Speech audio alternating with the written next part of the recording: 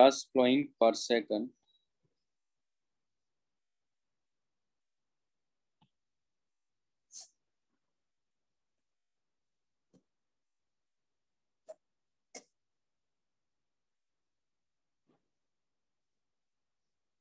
Charge flowing per second through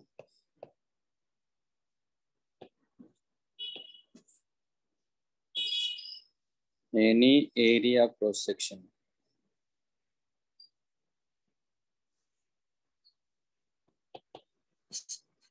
ठीक है. If electric current is constant, तो उस केस में हो जाएगा Q by T equal to I. I क्या है? इलेक्ट्रिक करंट है. अगर ये कांस्टेंट है तो Q by T हम लोग लिखेंगे. If इलेक्ट्रिक करंट, सर एक बार ग्रुप देख लीजिए ना. हाँ जी, ग्रुप देख लीजिए, उसमें मैंने क्या भेजा. अलग से.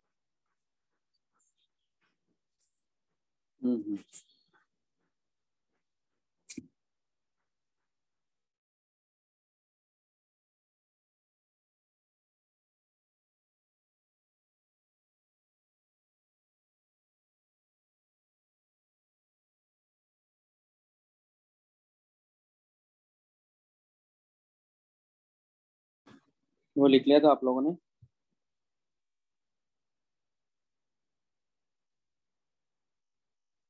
नहीं सर.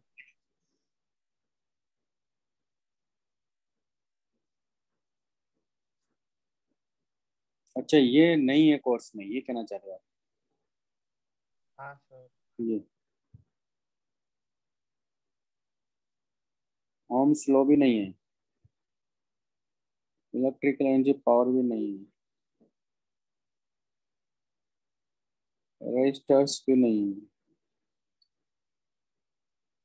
तो है क्या फिर? एक मिनट, क्या क्या हटा दे, क्या कर रखा भाई इन लोगों ने? रुके, इलेक्ट्रिक करंट नहीं है,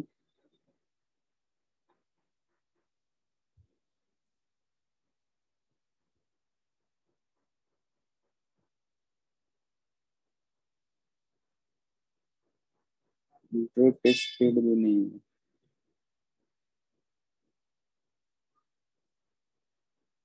ओम्स लॉ भी नहीं है,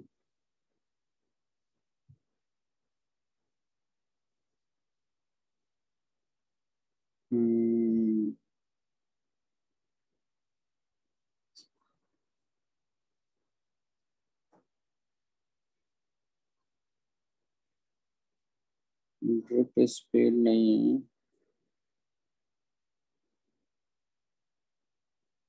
ओम्स लॉ भी नहीं है, रेजिस्टेंस भी नहीं है.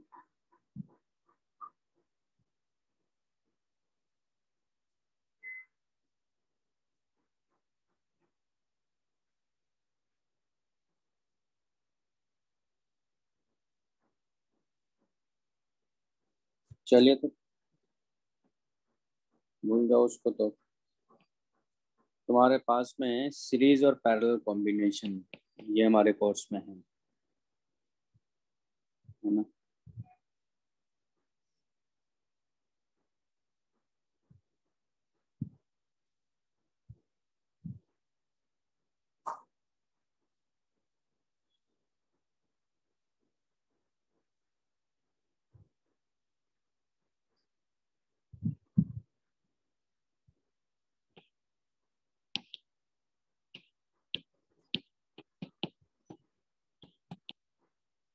Series combination of registers.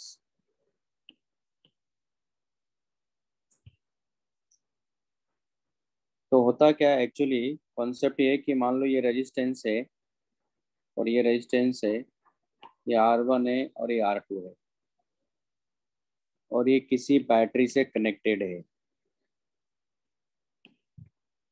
Okay, तो होता क्या एक्चुअली, ये याद मतलब इतना ही समझना है आपको, इसका मतलब आपके इससे रिलेटेड क्वेश्चन से आने वाले हैं और कुछ आने वाला है नहीं, अगर उसने सिर्फ ये पूछा है तो इसका इक्विवेलेंट हमें बताना है। सीरीज कॉम्बिनेशन रजिस्टर्स में क्या करेंगे, ये जो सर्किट है ना हमारे पास में, कौन सा, ये जो सर्किट है इसका इक्विवेलेंट सर्किट बताना है कि क्या होगा, तो इक्विवेलेंट रेजिस्टेंस भी बताना है। तो इस सर्किट का इक्विवेलेंट रेजिस्टेंस है, मान लेते हैं आर, लेकिन ये तभी होगा जब सेम बैटरी से इसको कनेक्ट करेंगे हम लोग। तो बैटरी का सिंबल ये है, ठीक है, तो ये प्लस है, ये माइनस है, और ये V वोल्ट की बैटरी है, इसका वोल्टेज भी दिया हुआ है मतलब। तो हमें इसका इक्विवेलेंट बताना है, ठीक है। तो यहाँ होता क्या है कि अगर इसमें मान लो करंट आई फ्लो कर रहा है, तो वो करंट क्या करेगा, क्योंकि एक ही सर्किट दिया है, तो ये करंट आई यहाँ से फ्लो होता हुआ वापस बैटरी में आता है, और ये कंटिन्यूसली चलता रहता प्रोसेस, यानी इसमें करंट ऐसे फ्लो करता रहेगा इस सर्किट के अंदर। तो यहाँ भी सेम करंट इसमें फ्लो करना चाहिए, तभी हम लोग इसका इक्विवेलेंट की बात कर पाएंगे। तो सेम करंट यहाँ से फ्लो करेगा। अब इसने क्या किया, मुझे तो समझ में नहीं आया, इसने बिना ओम्स लॉ को हटा के इस क्वेश्चन को करवाना चाह रहा है। तो कहने का मतलब मेरा यही है कि देखो ओम्स लॉ तो यहाँ फॉलो होगा ही होगा। तो ओम्स लॉ होता है दरअसल V equal to I R. क्या होता है, V equal to I R, ठीक। तो V इक्वल टू अगर आई आर है, तो आप यहाँ देखो इस रजिस्टर के अक्रॉस, यानी यहाँ से जो करंट आई जा रहा है उसके अक्रॉस वोल्टेज कितना लगा रखा आपने, V वोल्टेज लगा रखा है। तो यहाँ तो इक्वेशन क्या मिल जाएगी आपको, V equal to I R, ये इक्वेशन नंबर 1 है। इसके लिए क्या होगा, क्योंकि जब वोल्टेज की हम बात करते हैं, किसी बैटरी के वोल्टेज को जब यहाँ लगाते हैं, तो हम लोग ऐसा समझते हैं कि इसके अक्रॉस वोल्टेज गया V1 और इसके अक्रॉस वोल्टेज गया V2। तो दोनों रजिस्टर के अक्रॉस जो वोल्टेज है वो मिला के हो जाता है V1 plus V2 equal to होता है V। तो एक तो ये कॉन्सेप्ट इसके अंदर है कि जब V अप्लाई करेंगे तो V1 इसके अक्रॉस है, V2 R2 के अक्रॉस है, दोनों का सम V के इक्वल होना चाहिए, जो हमने यहाँ लगाया है। तो यहाँ क्या करेंगे, V इक्वल टू V1 क्या लिखें, क्योंकि यहाँ से करंट ये जा रहा है I, तो ओम्स लॉ से यहाँ हो जाएगा IR1, और एक ही ब्रांच इसलिए दोनों में करंट क्या होगा, सेम होगा, प्लस IR2। और यहाँ हमारे पास में ये इक्वेशन नंबर 2, 1 और 2 को कंपेयर करेंगे, तो आप देखोगे कि कंपेयरिंग 1 एंड 2, तो जब कंपेयर करोगे तो I R equal to IR1 plus IR2, तो R की वैल्यू होगी R1 प्लस R2। अगर जब भी सीरीज में रेजिस्टेंसेस लगे हुए हैं तो वो हमेशा क्या होंगे, एडअप हो जाएंगे इक्विवेलेंट रेजिस्टेंस फाइंड करने के लिए। तो ये क्या है, इस सर्किट का, ये जो सर्किट दिया है हमें, कौन सा, ये वाला सर्किट, कौन सा, ये जो सर्किट हमें दिया है, यानी ये जो सर्किट हमें दिया है, इस सर्किट का इक्विवेलेंट रेजिस्टेंस हमारे पास में ये आ रहा है, ठीक है, लिख लो इसको।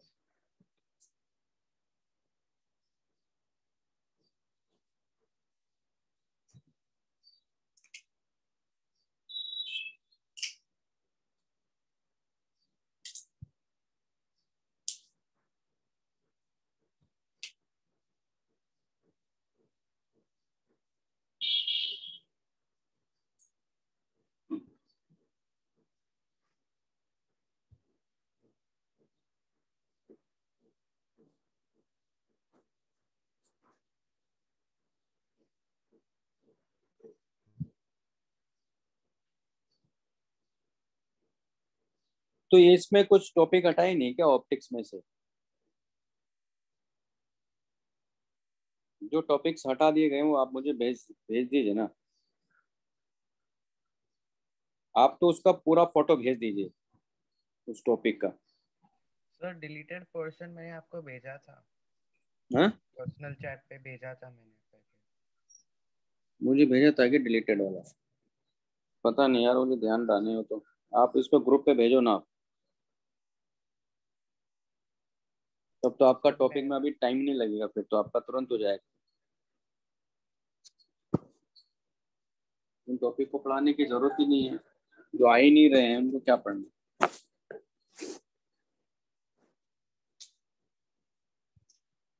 अभी जैसे मैं आपको एक क्वेश्चन करवाता हूँ, क्योंकि क्वेश्चन पूछेगा मुझे लग रहा है पक्का, क्योंकि जिस तरह से उसने दिया है उसके हिसाब से देखिए क्वेश्चन ही पूछेगा वो।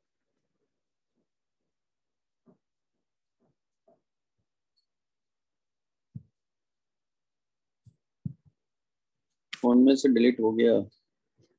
क्या नंबर है, आपने क्या भेजा था मुझे, किस नंबर से भेजा था विनीत?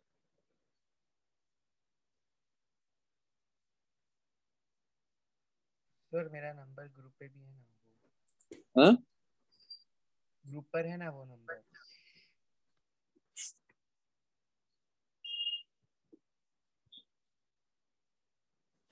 ऊपर है ना मतलब? किस नंबर से भेजा था आपने?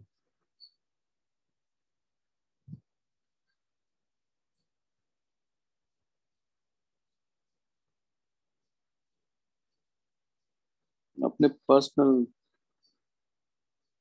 349 से भेजा था, लास्ट में 349।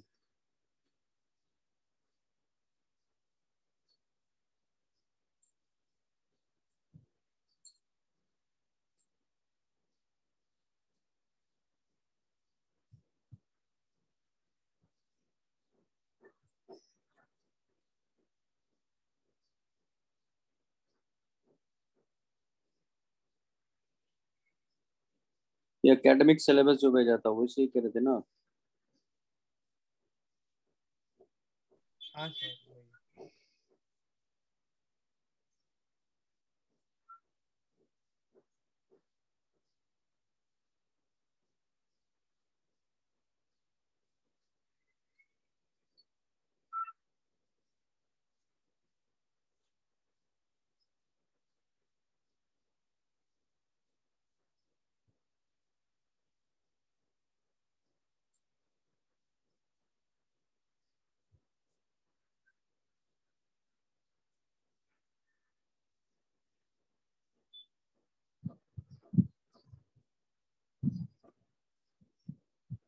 तो इसमें तो इलेक्ट्रिक करंट दे रखा है, ये ओमिटेड वाला पार्ट है क्या? हाँ सर वो ओमिटेड वाला है। अच्छा, ओके।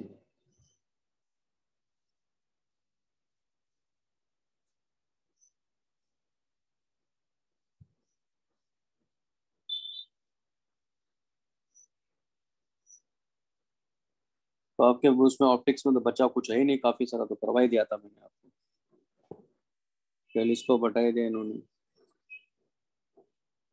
और इसमें से इसने limitation ohms law, electric energy and power हटा दिया, स्पेसिफिक रेजिस्टेंस भी हटा दिया, electric current flow of current through conductor हटा दिया, डिफरेंस स्पीड हटा दिया, मतलब बस यही बचा है। क्वेश्चन ही पूछेगा और कुछ नहीं करेगा। लिख लिया है? चलो करवा देता हूँ।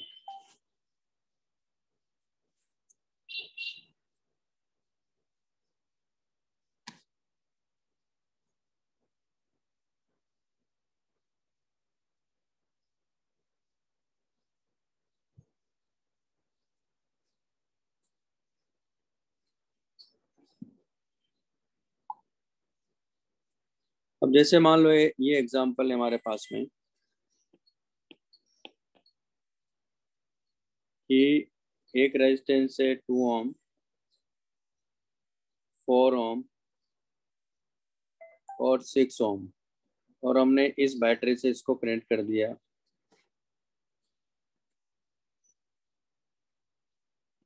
मान लेते हैं कि ये 24 वोल्ट की बैटरी है। क्वेश्चन में कह रहा है फाइंड दी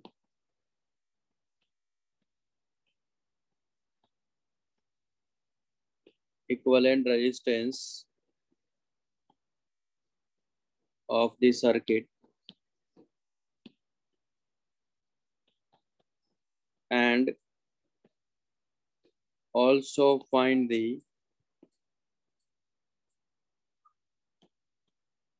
इलेक्ट्रिक करंट।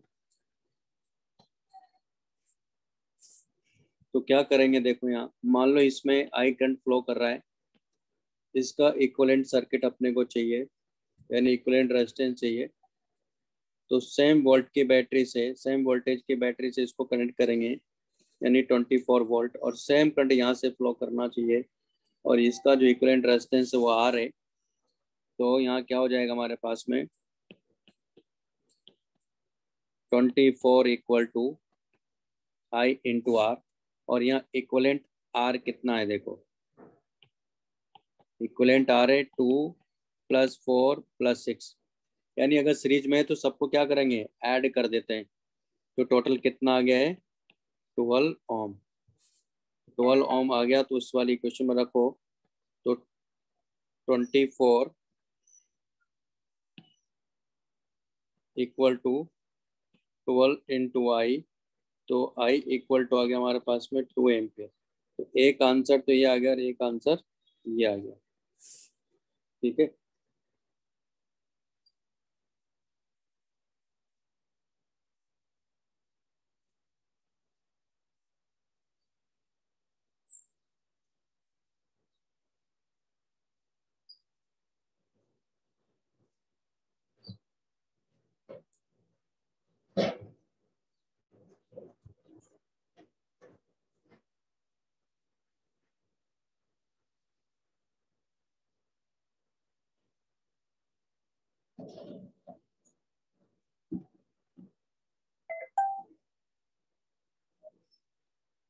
लिख लिया।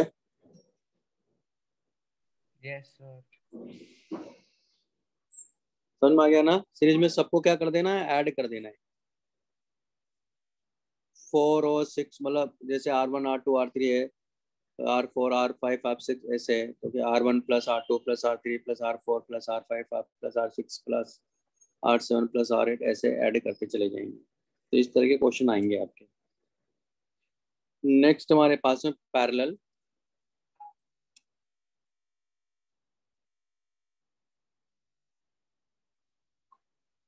तो नेक्स्ट है पैरेलल कॉम्बिनेशन।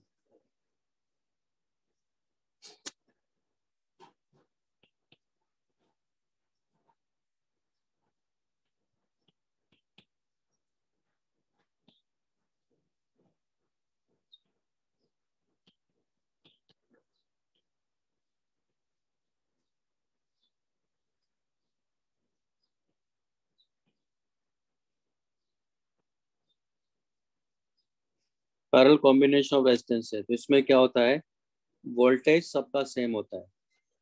जैसे हमारे घरों में जो कनेक्शन है वो पैरेलल कॉम्बिनेशन का ही है, जिसमें सबके अक्रॉस वोल्टेज क्या है, सेम है। ये तो सबके अक्रॉस यहाँ वोल्टेज क्या है, सेम है। इसका रेजिस्टेंस R1 है, इसका रेजिस्टेंस R2 है। अब इसमें क्या है, लेकिन इसके अक्रॉस, दोनों के अक्रॉस वोल्टेज सेम ही है।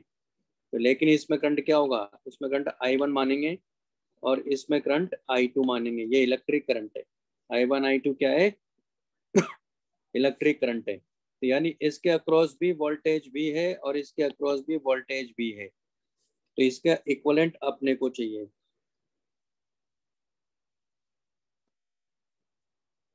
तो यहाँ इसका इक्विवेलेंट, ये रेजिस्टेंस है, यानी किसका इक्विवेलेंट की बात कर रहे हैं हम लोग, ये जो दोनों R1 R2 है ना, इसके इक्विवेलेंट रेजिस्टेंस की बात कर रहे हैं हम लोग।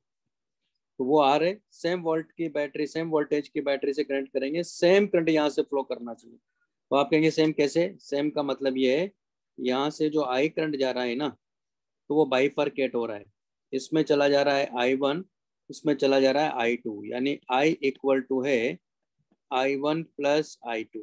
ये करंट इसमें ऐड होता है ऐसे, क्योंकि करंट क्या हो रहा है, बाइफरकेट हो रहा है। ठीक है ना। तो अब जैसे इसके अक्रॉस वोल्टेज क्या है, यहाँ V तो है, क्या लिखोगे आप, V equal to IR, Ohm's law से। उसी तरह यहाँ इसके अक्रॉस R1 के अक्रॉस वोल्टेज क्या, V तो है, तो V इक्वल टू क्या लिखोगे, I1 R1 लिखोगे। उसी तरह दूसरे के अक्रॉस भी V है, तो V इक्वल टू क्या लिखोगे आप, I2 R2 लिखोगे। ठीक है, बिना ओम्स लॉ से कैसे करेंगे इसको, इसलिए मेरे हिसाब से आपके सिर्फ क्वेश्चन ही पूछेगा न्यूमेरिकल वैल्यू, न्यूमेरिकल से पूछना चाहिए, तो कोई दिक्कत ही नहीं। ये लिख लो।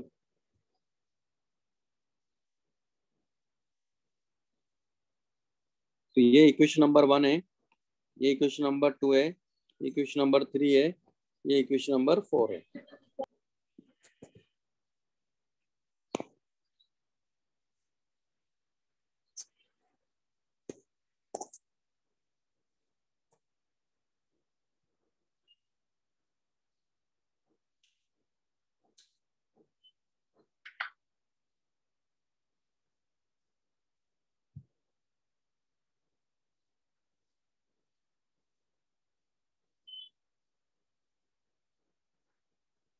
हो गया सर। लिख लिया। अब यहां से क्या करेंगे, यहां से I1 की वैल्यू निकालो,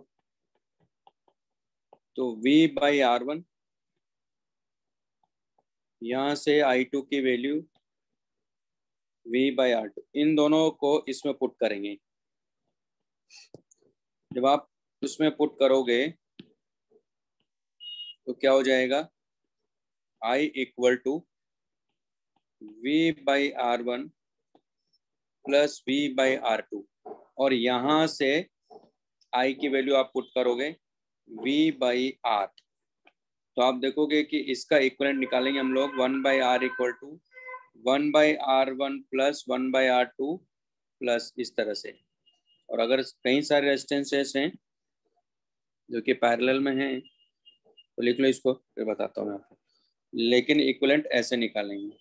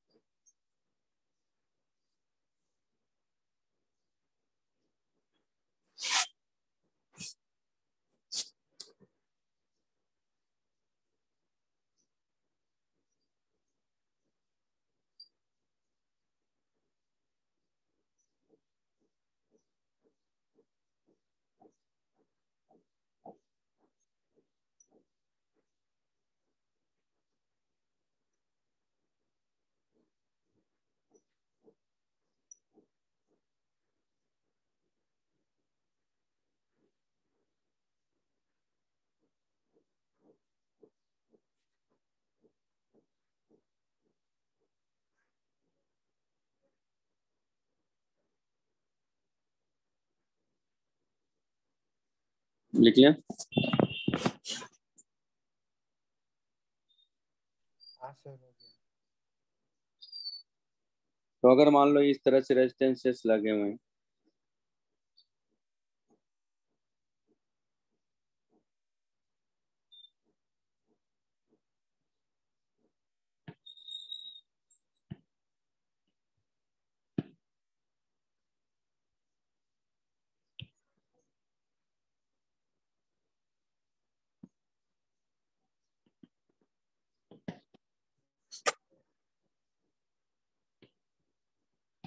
मान लो ये R1, ये R2, ये R3, ये RN, और यहाँ ये बैटरी ऐसे लगी हुई, तो दरअसल इसका इक्वलेंट जो रेजिस्टेंस मिलेगा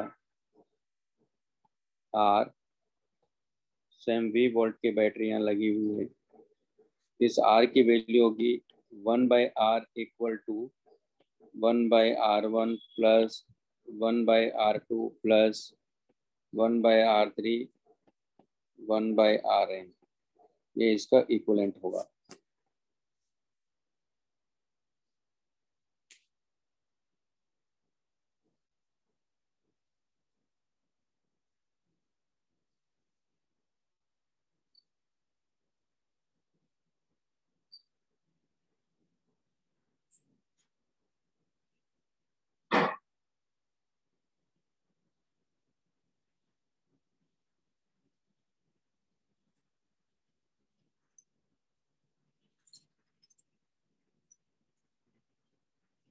लिख लिया। Yes sir.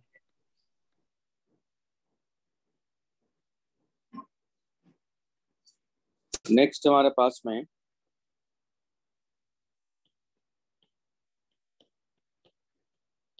EMF electro motive force. तो दरअसल इस ये होता है इलेक्ट्रोमोटिव फोर्स ईएमएफ मतलब work done by battery force और work done by non electrostatic force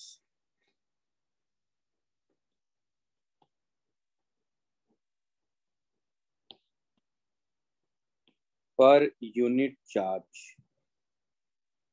इसको हम बोलते हैं ईएमएफ। ठीक है, work done by battery force और non electrostatic force per unit charge. मतलब क्या, देखो यहाँ मान लो जैसे कि एक कंटेनर है और इस कंटेनर के अंदर दो इलेक्ट्रोड्स हैं इस तरह से। आपने केमिस्ट्री में पढ़ा होगा, इलेक्ट्रोकेमिस्ट्री में सब चीजें। और ये सॉल्यूशन है। ठीक है, तो यहाँ क्या होता है, जैसे रखेंगे तो एक तरह से यहाँ आपको मान लो एक में ऑक्सीडेशन होता है, एक में रिडक्शन होगा। तो होता क्या है कि एक पे पॉजिटिव चार्ज आता है और एक पर नेगेटिव चार्ज आता है ना। तो हो क्या रहा है एक्चुअली, ये जो बैटरी, यहाँ हम लोग क्योंकि फिजिक्स के हिसाब से बात कर रहे हैं तो हम यहाँ रिडक्शन या ऑक्सीडेशन की तो बात करेंगे नहीं। तो हम तो फिजिक्स के हिसाब से देखते हैं कि क्योंकि एक पर अगर प्लस है एक पर माइनस है, तो क्योंकि ये पूरा जो सिस्टम यहाँ दिया है ये पूरा का पूरा इलेक्ट्रिकली न्यूट्रल सिस्टम होता है पूरा का पूरा। ठीक है, तो यहाँ क्या करते हैं हम लोग, अगर एक पर प्लस क्यू चार्ज आया, इसका मतलब इधर इस वाले इलेक्ट्रोड पर माइनस क्यू चार्ज आया। तो कैसे आया कि एक एक तरह से यहाँ हम लोग ऐसा समझ रहे हैं कि एक ये बैटरी, क्योंकि यहाँ क्या आइंस हैं, तो आइंस क्या कर रहे हैं, यहाँ से यहाँ जा रहे हैं। यानी एक तरह से चार्ज यहाँ से यहाँ गया, तो ये जो चार्ज यहाँ से यहाँ गया क्यू चार्ज, तभी तो इधर माइनस क्यू आ गया और उधर प्लस क्यू आ गया। तो यहाँ से क्यू उधर गया, क्योंकि दोनों का नेट मिला के क्या आ रहा है, वापस से जीरो आ रहा है। तो एक तरह से यहाँ से क्यू चार्ज जब इस पर आया तो ये लेके कौन गया, यानी उसको मैं बोल रहा हूँ बैटरी फोर्स या नॉन इलेक्ट्रोस्टैटिक फोर्स होता है। नॉन इलेक्ट्रोस्टैटिक इसलिए बोल रहा हूँ क्योंकि इलेक्ट्रोस्टैटिक फोर्स जो होता है वो स्टेशनरी चार्जेस की वजह से आता है जो फोर्स होगा। लेकिन यहाँ चार्ज को एक स्थान से, एक प्लेस से दूसरे प्लेस पर ले जाया जा रहा है। तो जो फोर्स यहाँ वर्क कर रहा है उसको बैटरी फोर्स कर रहा हूँ। यानी जो ईएमएफ की मैं बात कर रहा हूँ, ई मैं लूंगा उसको, तो वो मैं लिख रहा हूँ work done by battery divided by Q, ये मैं लिख रहा हूँ। तो वर्क डन बाय बैटरी है ना, work done by battery force और non electrostatic force per unit charge, इसको हम बोलते हैं ईएमएफ इलेक्ट्रोमोटिव फोर्स।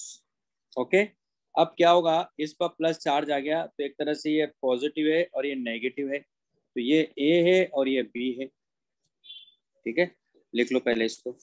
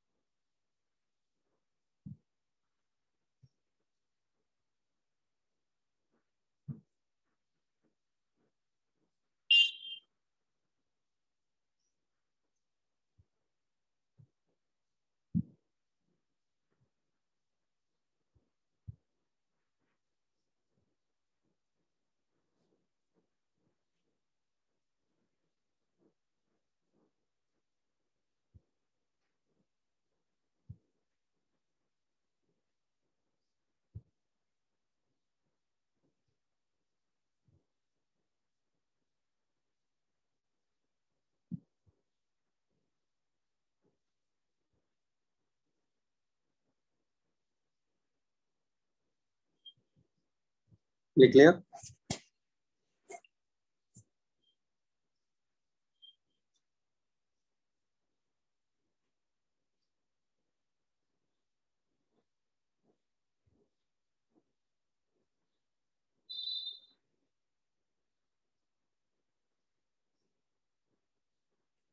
लिख लिया आप लोगों ने? Yes sir.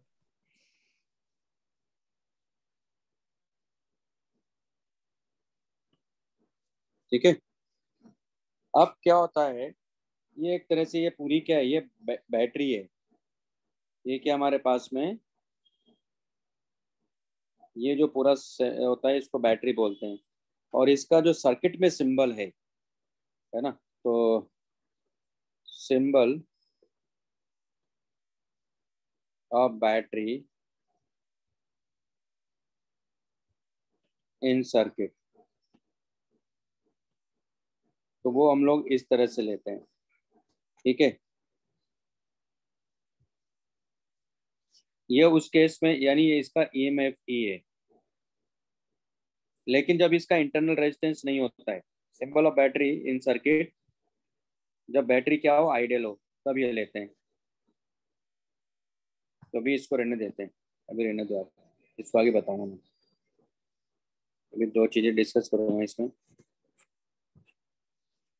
तो ये हमारे पास में वैसे ये बैटरी का पार्ट है। ये क्या है, हमारे पास में बैटरी ऐसे है। अब इंटरनल रेजिस्टेंस की जो मैं बात कर रहा था, मैं बोला इंटरनल रेजिस्टेंस क्या है, मैंने बोल तो दिया, अब उसको समझते हैं। तो होता क्या है यहाँ, जब इस बैटरी को कनेक्ट करोगे आप किसी एक्सटर्नल रेजिस्टेंस से, तो ये हमारे पास में इलेक्ट्रोड्स हैं।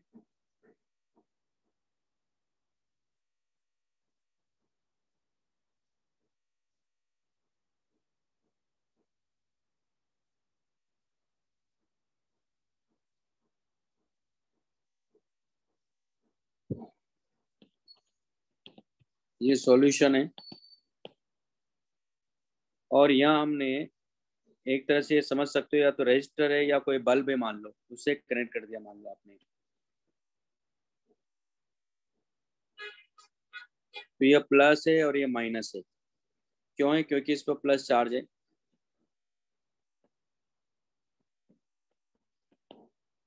और इस पर माइनस चार्ज है। तो यहाँ से क्या होगा, करंट फ्लो करेगा।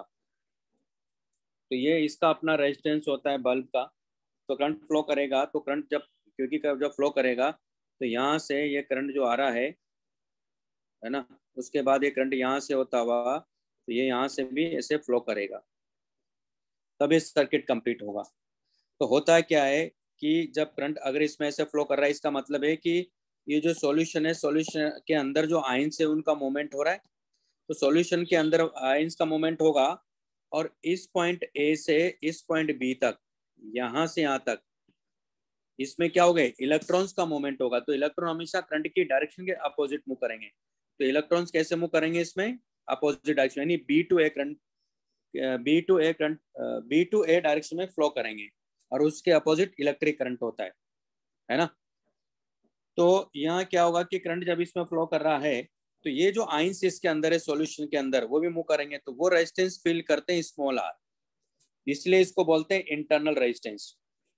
तो यहाँ इसका सिंबल इस तरह से लिखा जाता है। फिर ये बैटरी है जिसका EMF E है, ये प्लस होता है, ये माइनस होता है, और इसका जो इंटरनल रेजिस्टेंस है उसको यहाँ लिखते हैं, और ये जो एक्सटर्नल रेजिस्टेंस है उसको यहाँ कनेक्ट करते हैं हम लोग। ये A और ये B है, और ये कंप्लीटली ये बैटरी मानी जाती है।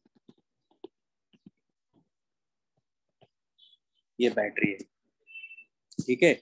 तो यहाँ क्या है कि A और B के अक्रॉस हम लोग जब वोल्टेज लिखेंगे, तो यहाँ इसके अक्रॉस वोल्टेज है, मान लेते हैं V। तो यहाँ V को लिखा जाता है हमेशा डिफरेंस के साथ, यानी यहाँ का इसको बोलते हैं electric potential of A minus electric potential of B। VA minus VB equal to होता है IR, और इसी को मैं वोल्टेज भी लिख सकता हूँ। V जो है VA माइनस VB होता है दरअसल वो वोल्टेज, ठीक है। तो इसमें करंट कैसे फ्लो कर रहा है, यहाँ इसमें करंट ऐसे फ्लो कर रहा है, आई करंट कौन दे रहा है, ये बैटरी दे रही है। तो यहाँ से करंट होता हुआ, यहाँ से होता हुआ आई करंट, और यहाँ से होता हुआ करंट ये ऐसे जा रहा होता है, ठीक है। आ रही बात समझ में? तो एक थोड़ा सा ट्रिकी चीज है यहाँ, वो समझना पड़ेगा आपको। यानी जो VA माइनस VB मैंने R के अक्रॉस लिखा, कैपिटल R के अक्रॉस, तो ये लिख रहा हूँ। उसी तरह VA माइनस VB जब मैं यहाँ इस बैटरी के अक्रॉस लिखूंगा, तो वो लिखा जाता है दरअसल VA माइनस VB बैटरी के अक्रॉस हम लोग लिखेंगे E minus I small R, ऐसे लिखा जाता है। VA माइनस VB जब बैटरी के अक्रॉस लिखूंगा तो ऐसा लिखा जाता है, इसी को भी हम लोग V बोलते हैं, है ना। तो मैं एक्चुअली, आप ऐसे समझ सकते हो कि मैं ऐसा दिया, मान लो हमने ये A है और ये B है और करंट इसमें ऐसे जा रहा है, I करंट इसमें जा रहा है, ये R है, ये माइनस, ये प्लस और ये E है। तो एक्चुअल में VA माइनस VB में लिख रहा हूँ। तो जब VA माइनस VB लिखते हैं कोई भी ब्रांच में, जब आप किसी दो पॉइंट के बीच में पोटेंशियल डिफरेंस लिखते हो, तो वो लिखने का तरीका मैं बता रहा हूँ। लिखना तो यही है, लेकिन कैसे लिखना है वो मैं बताने जा रहा हूँ आपको। तो क्या करना है, V और B के बीच में निकालना है, तो VA माइनस VB लिख लेंगे, क्योंकि A से B की तरफ जा रहे हैं तो VA माइनस VB लिखेंगे। इक्वल टू, मैं कैसे जा रहा हूँ, लेफ्ट टू राइट जा रहा हूँ, तो क्या आ रहा है, प्लस, पहले प्लस आ रहा है फिर माइनस आ रहा है, तो मैंने क्या लिखा है, एक तरह से यहाँ प्लस E लिखा।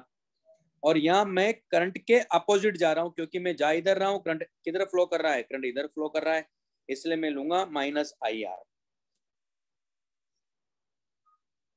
आई बात सुन में। तो इस तरह से लिखते हैं। तो इक्वेशन नंबर 1 और ये इक्वेशन नंबर 2, इन दोनों को इक्वेट कर दो। तो सिंस 1 इक्वल टू 2 है, तो हमारे पास आ गया IR equal to E minus IR। IR को उधर ले जाओ, तो IR plus IR equal to E, यानी जो करंट इसमें फ्लो कर रहा है वो है E divided by R plus small r। इतना करंट यहाँ से फ्लो कर रहा है।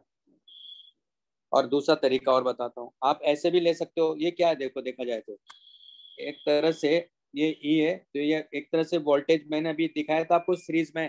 तो स्मॉल r और कैपिटल R क्या है, दोनों सीरीज में है कि नहीं, सीरीज में है, तो आप ऐसे लिख सकते हो ना सीरीज के लिए। तो E equal to IR plus IR भी लिख सकते हो, नहीं तो आप ऐसे भी लिखते हो इसमें।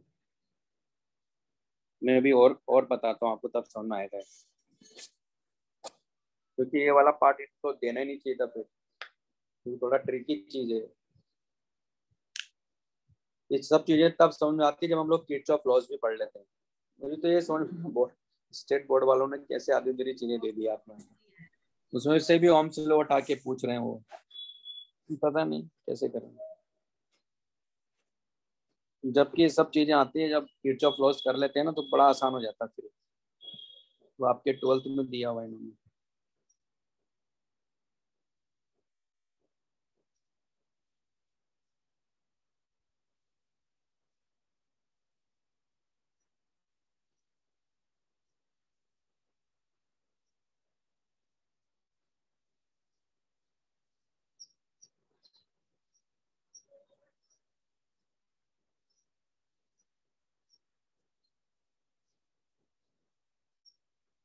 लिख लिया।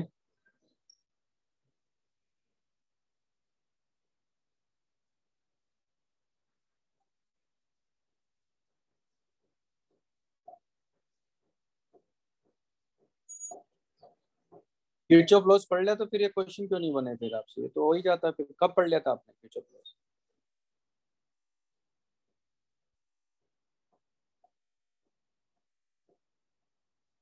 केवीपी बाई के लिए पढ़ा था क्या?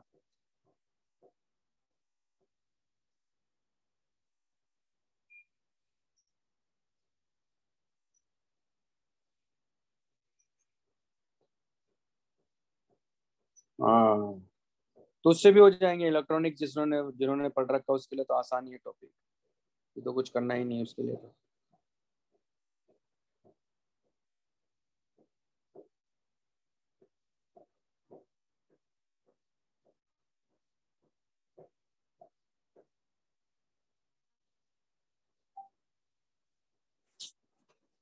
ठीक है, लिख लिया।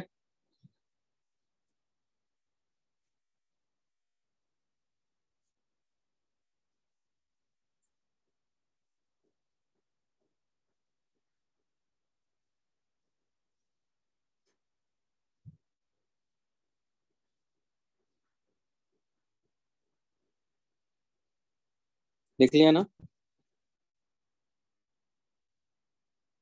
Yes sir. अब जैसे यहाँ इसने कहा कि सेल्स इन सीरीज की बात कर रहा है, तो सेल्स जब सीरीज में है तो कैसे करेंगे देखो।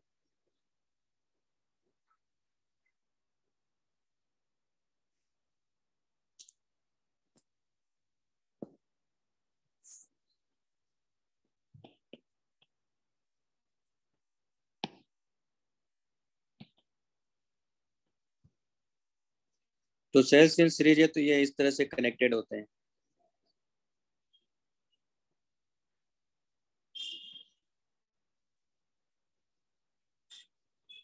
किरचॉफ लॉज क्यों, अभी जरूरत क्या आ रही है इसमें। मान लो 3 सेल मैंने लिया, इसका ईएमएफ है E1, इसका इंटरनल रेजिस्टेंस R1, दूसरी बैटरी का ईएमएफ है E2, इसका रेजिस्टेंस है इंटरनल रेजिस्टेंस R2, तीसरी बैटरी का है मान लो E3 और इसका ईएमएफ E3 और R3 इंटरनल रेजिस्टेंस, और इसको हमने मान लो इस एक्सटर्नल रेजिस्टेंस से कनेक्ट किया हुआ है। तो ये कई सारे सेल है, उनसे मिलकर पूरी एक बैटरी बन गई है। जैसे आपने टॉर्च में भी देखा है, सीरीज में होते हैं सारे के सारे सेल्स, मालूम है। अब तो खैर आजकल ऐसी टॉर्च आती नहीं, देखा नहीं होगा आप लोगों ने, लेकिन ये जो सेल्स आते हैं जैसे एवरेडी के ले लो, है ना, तो वो सबको सीरीज में लगाया जाता है। जैसे टॉयज में जो आते हैं उसमें सीरीज में लगाया जाता है, मालूम है, सब सेल्स को। तो ये है हमारे पास में, तो इसका इक्वलेंट देखेंगे हम लोग। इक्वलेंट कैसे, मान लो ये रेजिस्टेंस आर है तो है ही, और यहाँ ये बैटरी जो बनेगी उसका इंटरनल रेजिस्टेंस मतलब ईएमएफ ई और इंटरनल रेजिस्टेंस आर है। ठीक है, तो अभी आप देख रहे हो कि ये पूरा एक सर्किट है, तो इसमें तो करंट आई फ्लो करेगा, एक ही सर्किट है तो यहाँ भी करंट आई फ्लो कर रहा है। तो यहाँ तो अपने को क्या मिल रहा था, वो E equal to I R plus I into small R, equation 1 है।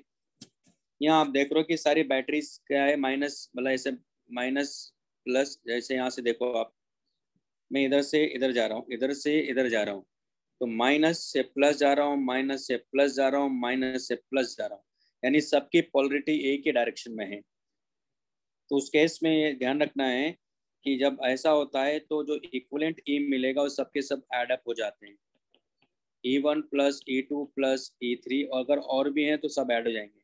और जो रेजिस्टेंस है वो R1 plus R2 plus R3 and so on, ऐसा हो जाता है। तो ये इक्विवेलेंट ईएमएफ मिल गया और ये इक्विवेलेंट इंटरनल रेजिस्टेंस मिल गया। तो ये क्या है, इक्विवेलेंट ईएमएफ, और ये क्या है, इक्विवेलेंट इंटरनल रेजिस्टेंस।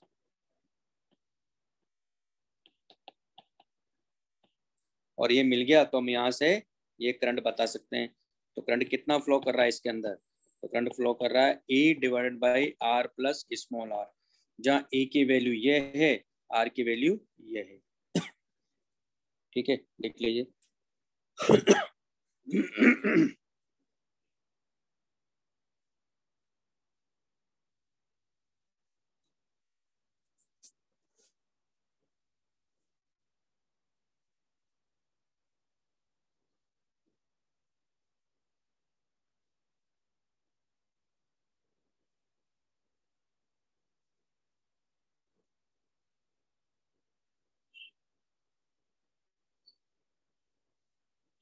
हो गया स्टोर।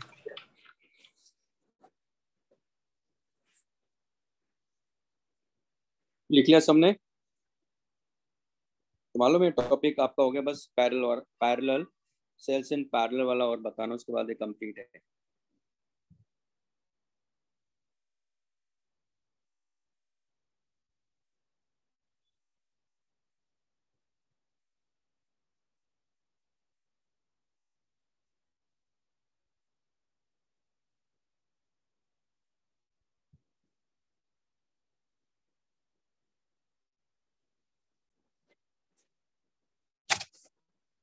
चलिए, नेक्स्ट है sales in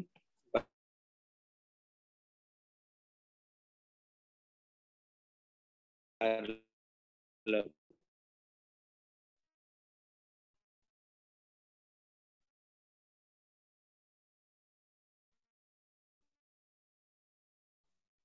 sales in parallel कैसे?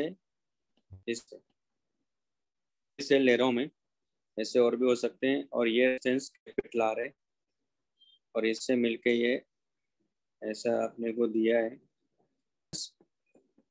ये A2 है, ये R2 है।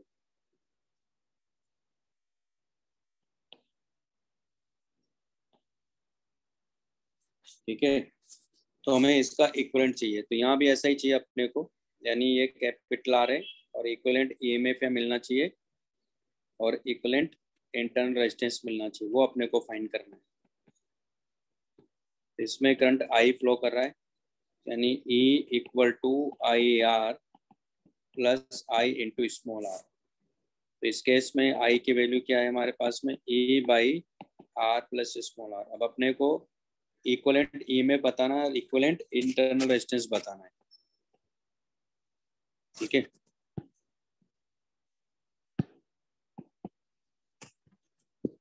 तो क्या करेंगे अब देखो यहाँ, जैसे मैं कह रहा हूँ कि ये ए है और ये बी है, तो आप क्या लिखोगे, V A minus V B equal to I R लिखोगे, क्योंकि इसमें करंट आई जा रहा है। लेकिन यहाँ से मान लो इसने जो करंट दिया है, इस बैटरी ने मान लेते हैं I1 दिया, और इस बैटरी ने जो करंट दिया है मान लेते हैं I2 दिया, ये दोनों मिलाई कहीं तो आई हो रहा है, यानी आई इक्वल टू क्या हो रहा है यहाँ, I1 प्लस I2 हो रहा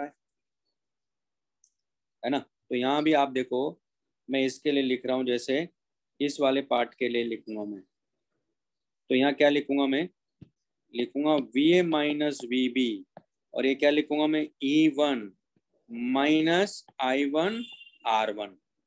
फिर इस वाले पार्ट के लिए लिखूंगा, इस वाले पार्ट के लिए तो क्या लिखूंगा, V A minus V B, और ये लिखूंगा मैं E2 माइनस I2 R2। ठीक है, इन दो इसके लिए लिख रहा हूँ मैं, ए और बी के बीच में, तो ये लिख लीजिए पहले। तो ये अल्टीमेटली क्या है, ये V है, ये भी V है, और ये भी V है।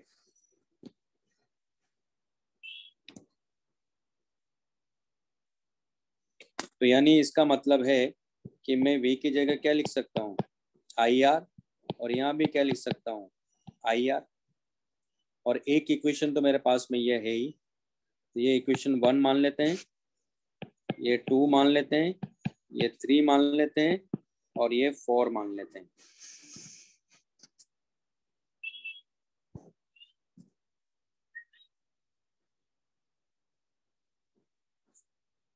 क्योंकि इसमें तो करंट ऐसे जा रहा है, इसमें भी करंट ऐसे जा रहा है I1, और यहाँ से क्या आ रहा है, I करंट आ रहा है, यानी यहाँ से I करंट आ रहा है, तो ये I होता हुआ इधर I होता हुआ यहाँ से यहाँ आ रहा है, और फिर इस पॉइंट पर आके बाइफरकेट हो रहा है। सर हाँ बोलिए। सर वो पिछले वाले पेज पे जाइए ना, डाउट था।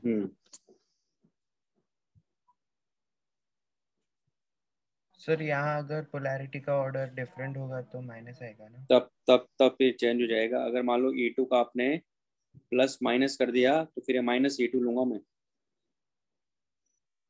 ठीक है अभी सर। लेता हूँ, ऐसा क्वेश्चन भी लेता हूँ मैं, एक बार ये हो जाए। ठीक है, हाँ सर।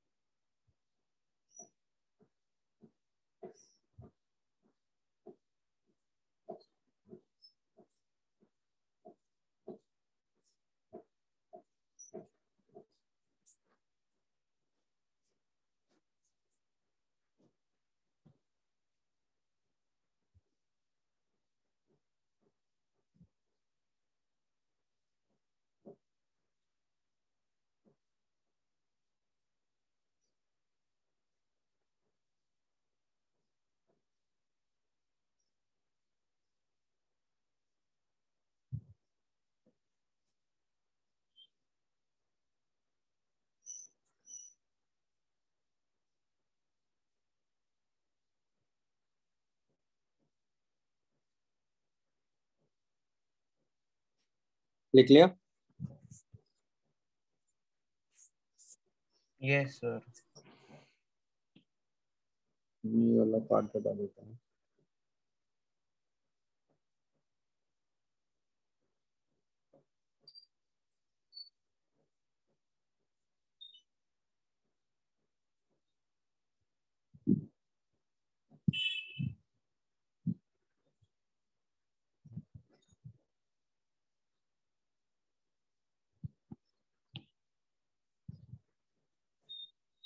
तो देखो, from one, from two and three. तो फ्रॉम टू मैं क्या कर रहा हूँ, यहाँ से I1 निकाल रहा हूँ।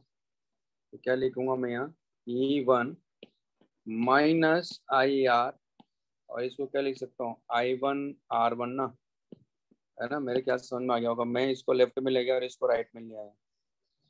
तो I1 इक्वल टू क्या हो गया हमारे पास में, E1 - IR/R1, है ना? ये इक्वेशन नंबर मेरे पास में 5 हो गई। फ्रॉम 3, तो क्या हो जाएगा ये, E2 - IR equal to I2R2। तो यहाँ से मुझे I2 मिल गया। I2 हो गया मेरे पास में E2 - IR/R2। अब I1 I2 की वैल्यू मैं किस में पुट करूंगा, 1 में। तो पुटिंग इन 1,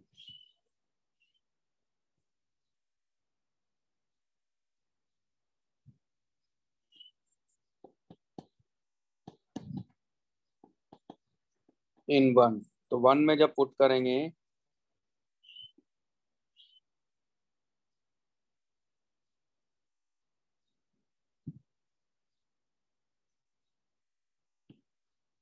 तो हमारे पास है I equal to E1 - IR/R1 plus E2 - IR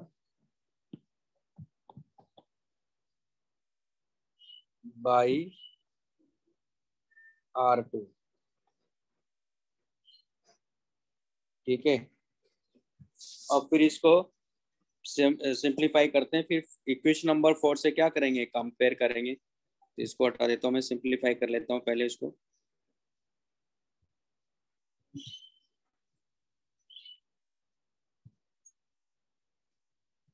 तो क्या हो जाएगा देखो, I equal to E1/R1 minus IR/R1 plus E2/R2 minus IR/R2। इसको और इसको लेफ्ट में ले जाते हैं। तो I plus IR/R1 plus IR/R2 equal to मिलेगा अपने को E1/R1 प्लस E2/R2। अब यहाँ से I को बाहर ले लेते हैं।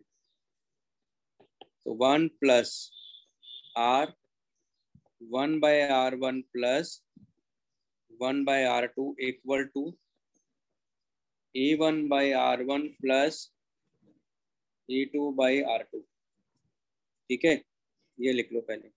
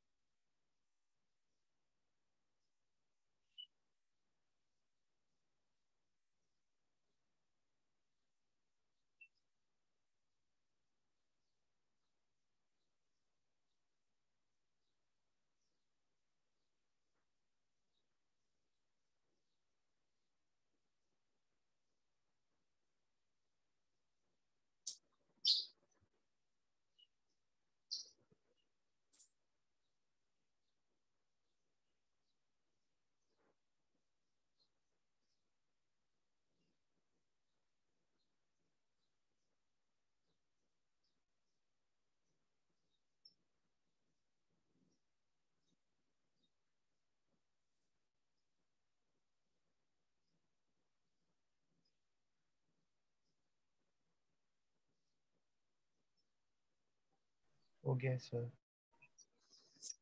अब क्या करेंगे देखो यहाँ,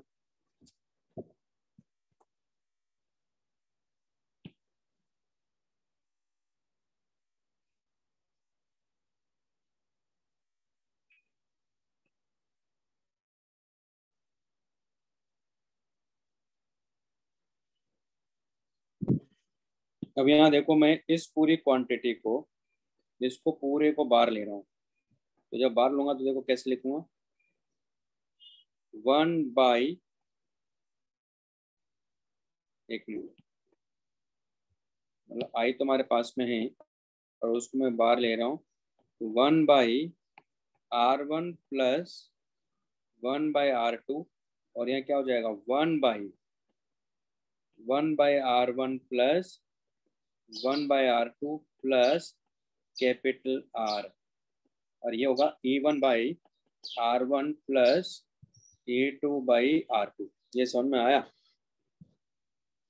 क्योंकि मल्टीप्लाई करो आप तो वापस ये मिल जाएगा अपने को।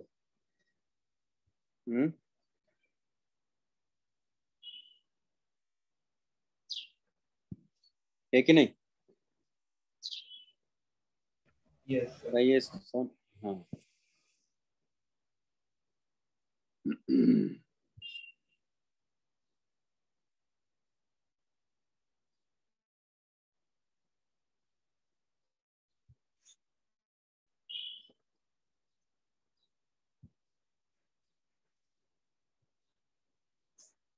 अब यहाँ देखो मैं इससे मैं इस वाली क्वांटिटी को इधर लेके जा रहा हूँ, तो क्या हो जाएगा, इसके लिए मुझे ये रिमूव करना पड़ेगा।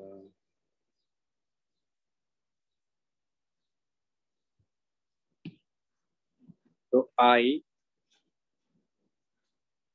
1/R1 plus 1/R2 plus R equal to E1/R1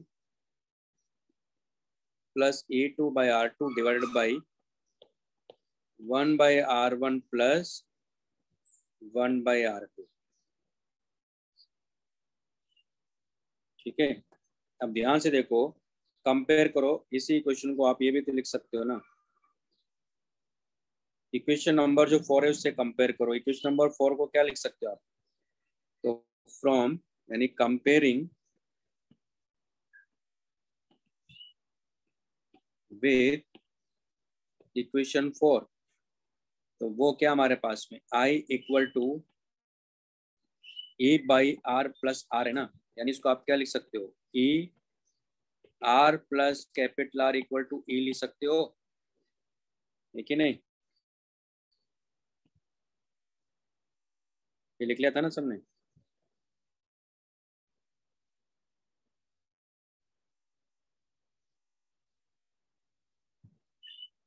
तो यहाँ देखो, यानी R तो R की जगह है, तो यानी R इक्वल टू क्या आ रहा है हमारे पास में, देखो R इक्वल टू आ रहा है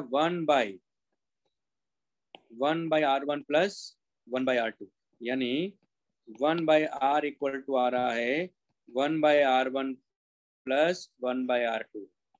और E देखो, E क्या आ रहा है, तो E आ रहा है दरअसल हमारे पास में E1/R1 plus E2/R2 divided by 1/R1 plus 1/R2, और इक्विवेलेंट इंटरनल रेजिस्टेंस ऐसे आएगा। तो 1/R1 प्लस 1/R2, अगर मान लो 3 बैटरीज है, 4 बैटरीज है, तो 1/R R कौन सा, इंटरनल रेजिस्टेंस की बात कर रहा हूँ, तो वो क्या मिलेगा अपने को, 1/R1 plus 1/R2 plus 1/R3 plus 1/R4, ऐसे चलता जाएगा। और बैटरीज का EMF E1/R1 plus E2/R2 plus E3/R3 plus E4/R4 divided by 1/R1 plus 1/R2 plus 1/R3 plus 1/R4, इस तरह से चलेगा।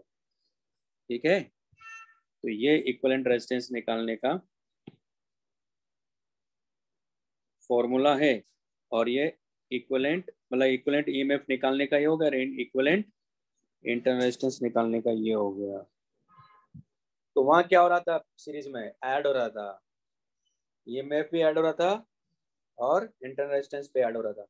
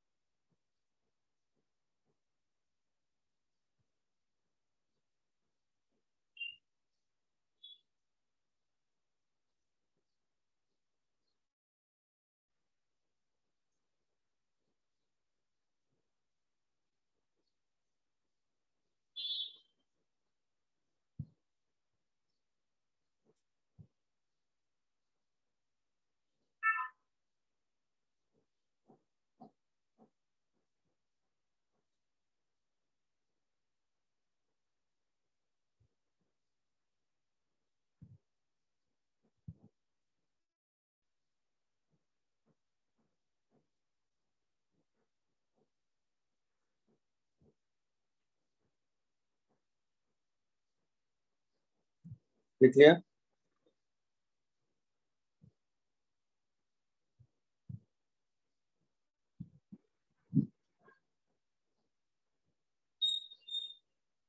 हो गया सर। अब जैसे क्वेश्चन लेता हूँ तो उससे और क्लियर होगा आपको।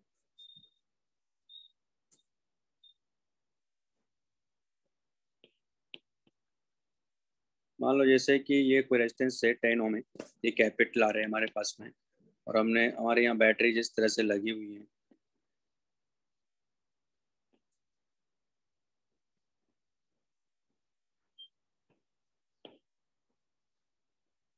ये पूछा जाए अपने से कि इसमें करंट कितना है आई, और ये अपने को दिया प्लस, ये मान लो 10 वोल्ट है ना, ये मान लेते हैं 1 ओम है, ये भी 1 ओम है, ये प्लस माइनस, ये 10 वोल्ट है मान लो, प्लस माइनस 10 वोल्ट है, और ये 1 ओम है। हमें इसका इक्विवेलेंट निकाल लेना है, तो बात बन जाएगी हमारी। तो पहले ईएमएफ का निकालेंगे, तो क्या लिखेंगे हम लोग यहाँ, 10/1, 10/1 plus 10/1 divided by 1/1 plus 1/1 plus 1/1।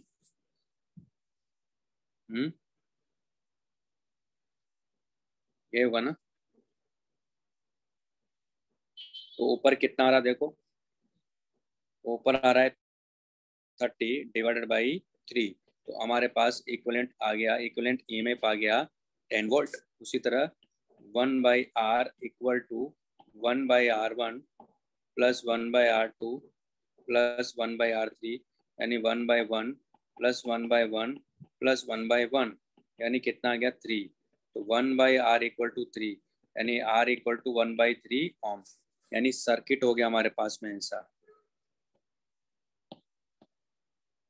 ये क्या है, 10 वोल्ट प्लस माइनस, इसका इंटरनल रेजिस्टेंस क्या हो गया, R इक्वल टू 1/3 ओम, और ये तो R इक्वल टू 10 ओम ही बना हुआ है। तो इसमें अपने को करंट चाहिए I, तो कर लेंगे, कोई दिक्कत नहीं। तो 10 वोल्ट इक्वल टू क्या लिखोगे, 1/3 प्लस 10 इंटू आई ना, तो हमारे पास कितना हो गया, 31/3 इंटू आई ना, तो हमारे पास I इक्वल टू आ गया 30/31 एम्पियर। ये इसका आंसर है। बात समझ में आ गई? सर वो 1/1 वाला कौन सा है? 1/1 ये इंटरनल रेजिस्टेंस इसका कितना है, ये E1 है, ये R1 है, ये R2 है, ये E2 है, ये R3 है, ये E3 है। तो 10/1 प्लस ये वाला फॉर्मूला लगा है ना, ये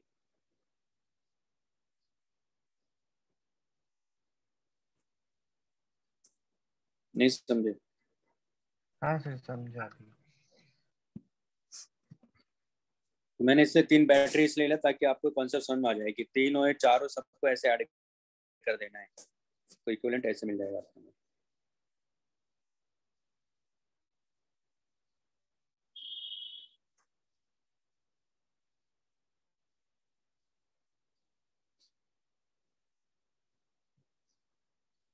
तो ये तो हो गया आपका ये टॉपिक। तो अब उसका एक बार वो चेक कर लेता हूँ उसमें क्या क्या पढ़ाना है, वो करो बताना है क्या, वो पोलरिटी चेंज करने वाला। तो एक क्वेश्चन लेता हूँ इस सीरीज में।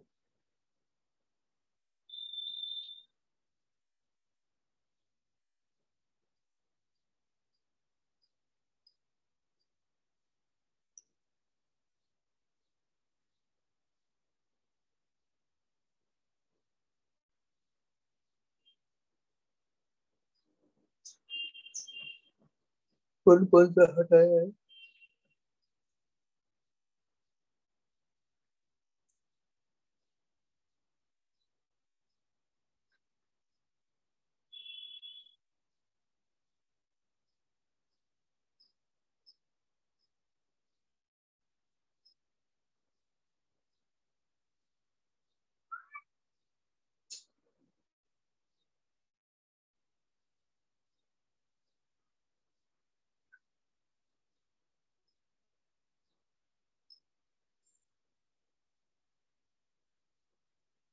सर इसमें पोलैरिटी चेंज होगा तो कुछ नहीं होगा ना? और इसमें भी जैसे पोलरिटी चेंज होगा तो देखो वो भी बताता हूँ। इसे क्वेश्चन लेता हूँ, लिख लिया ना सबने? हाँ सर। दोनों का एक एक एग्जांपल ले लेता हूँ मैं। देखो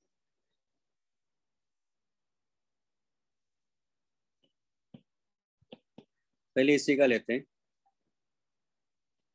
मान लो ये 10 ओम है, कैपिटल आर है, और ये इस तरह से दिया है, ये 1 ओम है, ये प्लस माइनस ये 10 वोल्ट है। मैं इसकी पोलरिटी दूसरे वाले की चेंज कर देता हूँ। ये माइनस प्लस ये 10 वोल्ट है, ये 1 ओम है, और इसका ये प्लस माइनस ये 10 वोल्ट है, और ये 1 ओम है।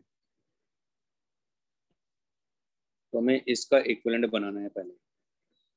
तो ए लिखूंगा मैं, तो ए लिखूंगा मैं, मान ले जैसे कि है ना ये इवन है, तो ये जाएगा 10/10 माइनस 10/1 प्लस 10/1।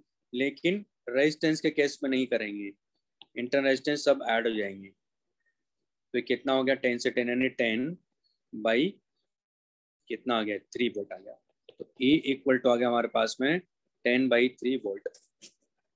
उसी तरह इंटरनल रेजिस्टेंस जब निकालेंगे तो उसमें भी ऐड करेंगे, उसमें सब्ट्रैक्ट नहीं करेंगे। पोलरिटी वाली बात तो सिर्फ हम लोग EMF के लिए बात करेंगे। तो 1/1 प्लस 1/1 प्लस 1/1 यानी 3। तो R इक्वल टू आ गया 1/3।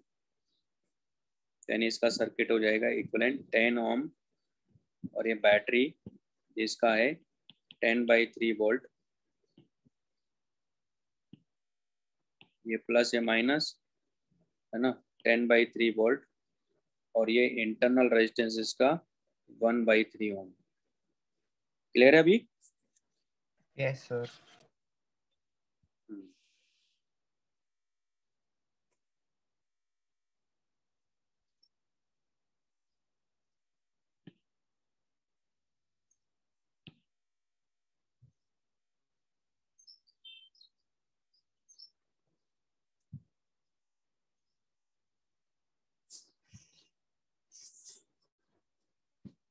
अच्छा, जब तक वो ऑप्टिक्स वाला टॉपिक कंप्लीट नहीं होगा, आप चाहे तो इसके बाद थोड़ा ब्रेक ले लेते हैं हम लोग, क्योंकि अभी आपकी कोई क्लास नहीं है। अब आज फिजिक्स की क्लासेस सिर्फ, तो वो टॉपिक भी करवा देता हूँ फिर मैं आप, है ना? हाँ सर चलेगा।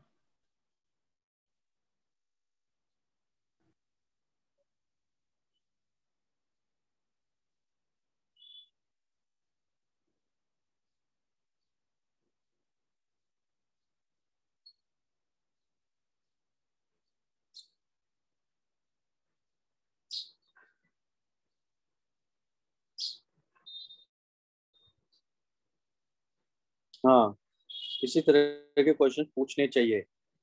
अगर मैं होता टीचर तो मैं इसी तरह के क्वेश्चन पूछता आपसे। मैं अगर आपका क्लास टीचर होता तो, क्योंकि बोर्ड में हमेशा सिंपल क्वेश्चन पूछे जाते हैं। अरे भाई कॉम्पिटिटिव एग्जाम है ना, इधर उधर के क्वेश्चन पूछने के लिए। तो टीचर अगर समझदार हो गए ना आपके, तो वो टफ क्वेश्चन पूछेगा ही नहीं आपसे। ठीक है सर।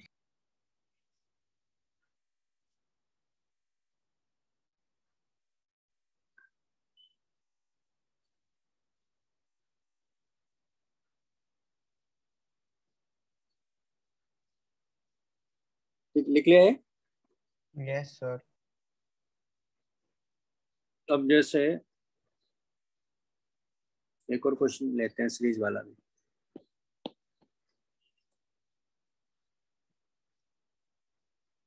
मान लेते हैं 10 ओम है, ये प्लस या माइनस ये 20 वोल्ट है, और इसका इंटरनल रेजिस्टेंस भी ले लेते हैं 1 ओम है।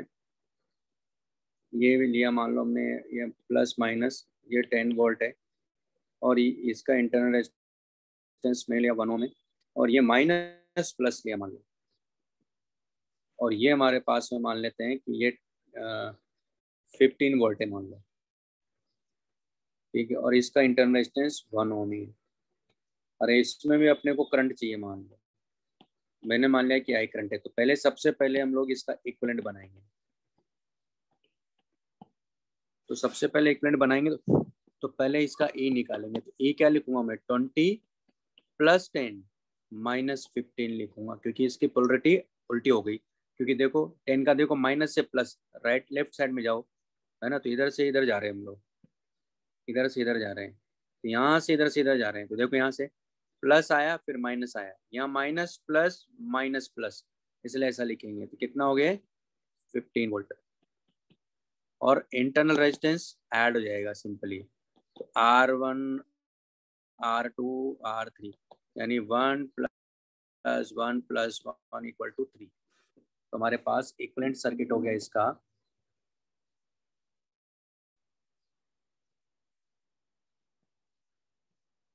एक मिनट, इसको वहां से हटा देते हैं। तो इक्विवेलेंट सर्किट हो गया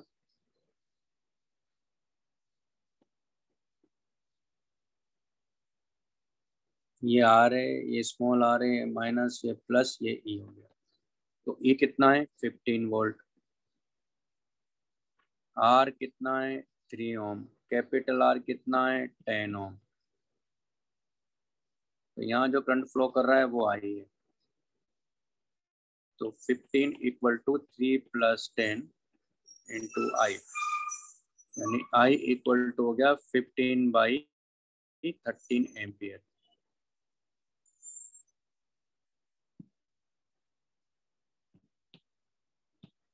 तो ये आंसर है, ठीक है ना।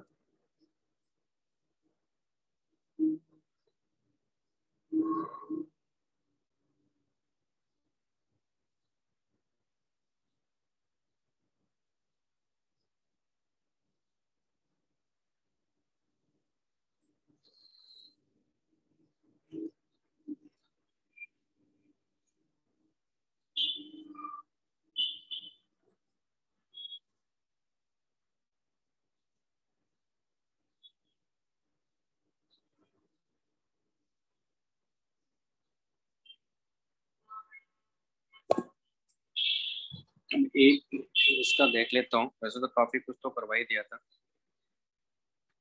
ब्रेक लेना है अभी 10 मिनट का। हाँ सर, ले लेते हैं। फिर नया चैप्टर शुरू कर देता हूँ। आज इसको भी कंप्लीट करा, ज़्यादा टाइम नहीं लगेगा उसमें भी, जिस तरह से आपने मुझे बताया कि ये हटाना है।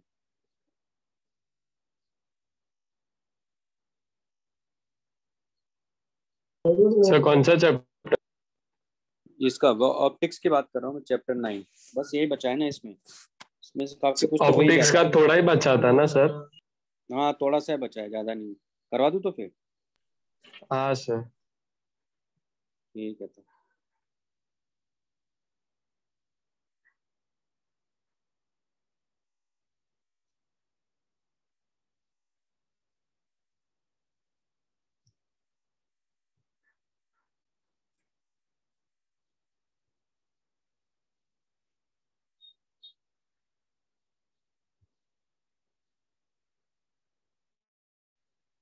हम्म,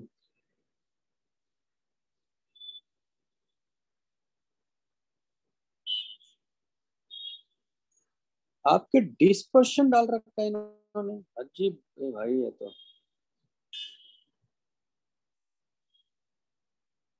एक मिनट, इसने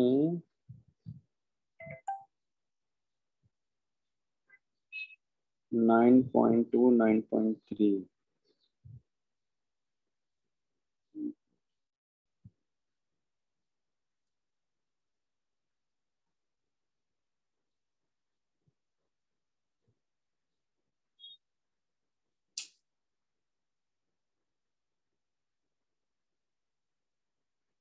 प्रिज्म वाला पार्ट नहीं है एक, तो ये हो गया। अच्छा आपके हो गया था टोटल इंटरनल रिफ्लेक्शन वाला पार्ट।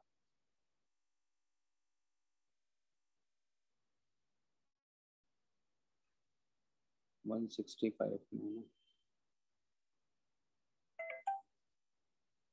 165 तो है। 159, 159, 161, 162, ये तो करवाए दे वैसे। 167, 166, 167, वाटर इंटरनल रिफ्लेक्शन करवाना है। 166,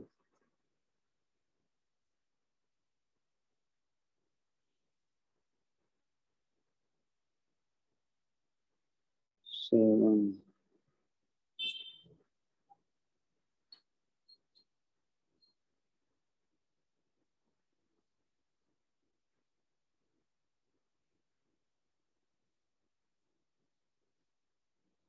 175 to 177।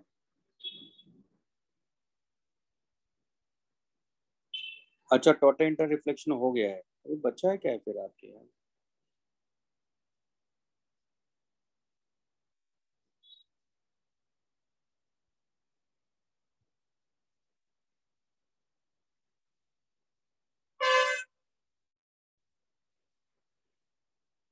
नेचुरल फिनोमेना बात करनी नहीं। 178,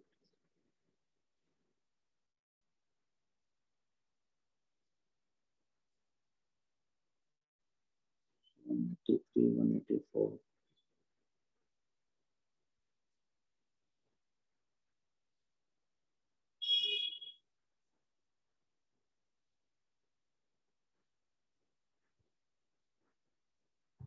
इसमें तो अजीब लिया इन्होंने यार। टोटल इंटर रिफ्लेक्शन हो गया तो फिर बचाएं। प्रिज्म इसमें है नहीं, फिर प्रिज्म बाई, अच्छा बाइनोक्यूलर्स नहीं है।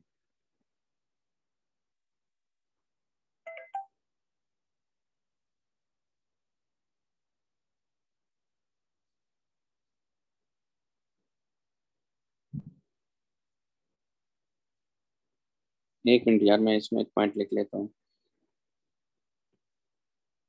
थोड़ा ब्रेक ले ही लेते हैं यार अभी। रुकिए अभी, है शुरू करता हूँ मैं।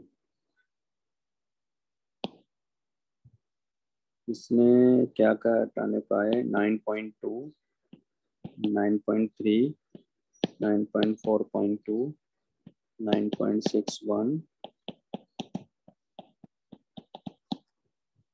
और 9.7, 9.9, 9.11। ये पेज से तो क्लियर हो नहीं रहा है।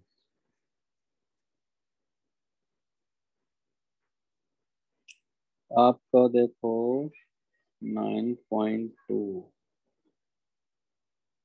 नेचर ऑफ लाइट हटा दिया था, वो तो खैर करवा ही दिया वैसे तो मैंने। 9.3 भी करवा दिया, रे ऑप्टिक्स ऑप्टिक्स हो गया। 9.4 रिफ्लेक्शन कर, अच्छा ये तो करवाया जाता है, तो था ही नहीं यार, ये तो करवाना नहीं था आपने को, तो टाइम वेस्ट हो गया इसमें तो। फिर अच्छा रिफ्लेक्शन करवाना था, वो तो करवा दिया है। टोटल इंटरनल रिफ्लेक्शन भी करा दिया। हाँ, 9.61 ये दोनों हटाना। प्रिज्म थर्ड, पहला पार्ट करना था इसका। और प्रिज्म बाइनोकुलर्स थर्ड क्या है इसका? पेरिस्कोप भी हटाना था। अच्छा हाँ, तो टोटल इंटरनल रिफ्लेक्शन हो गया आपके, ठीक है। फिर है हमारे पास में 9.7 रिफ्लेक्शन एट स्फेरिकल सरफेस, ये भी हटा दिया। चलिए भाई, फिर बचा ही क्या है? 9 पॉइंट, ये सब हटा दिए है।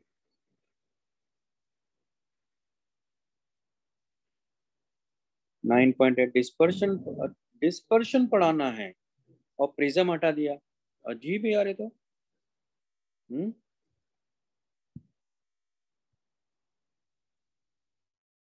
डिस्पर्शन है और वो हटा दिया है। 9.9 का देखते हैं। अच्छा, ये डिस्पर्शन वाला पार्ट पढ़ाना है मुझे, एक तो पढ़ाता हूँ अभी आपको, देखो।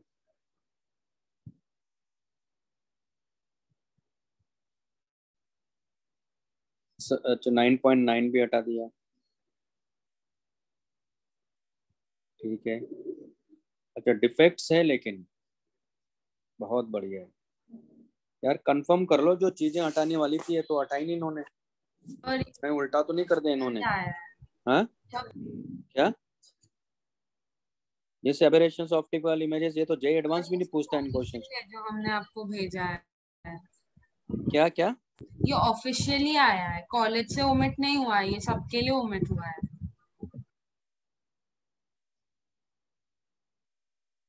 नहीं नहीं, लेकिन डिफेक्ट्स ऑफ लेंसेस वाला पार्ट तो सबसे पहले ओमिट होना चाहिए था, वो तो इन्होंने हटाया नहीं।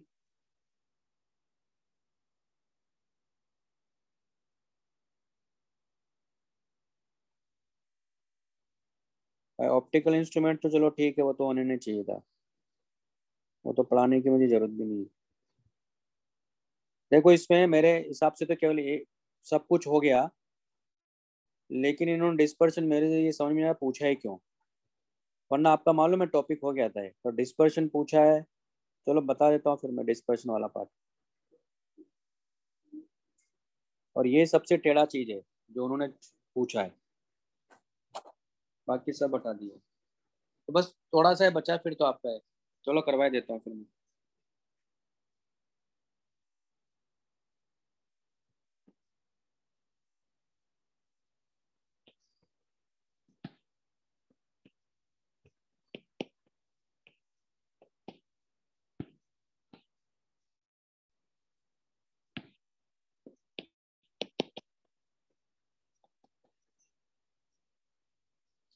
Dispersion of white light.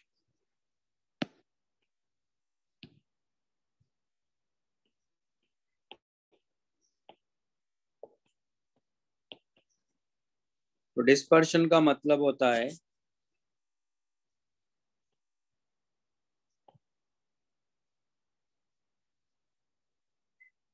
After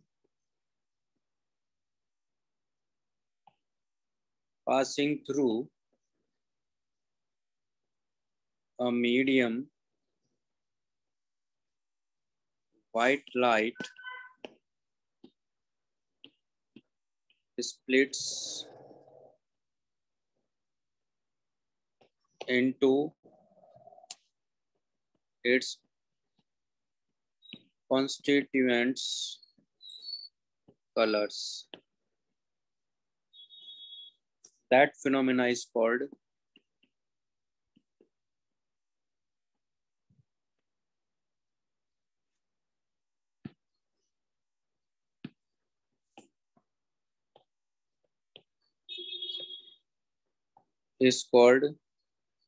dispersion.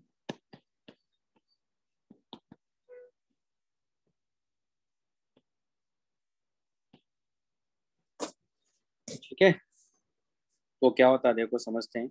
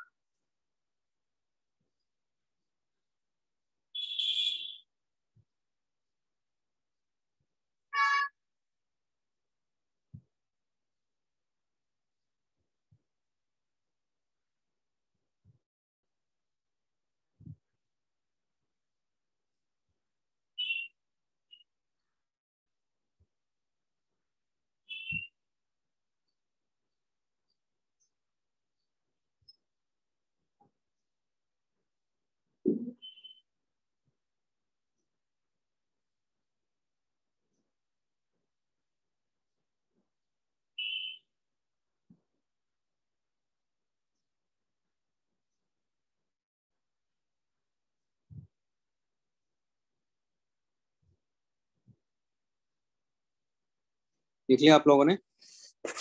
हाँ सर।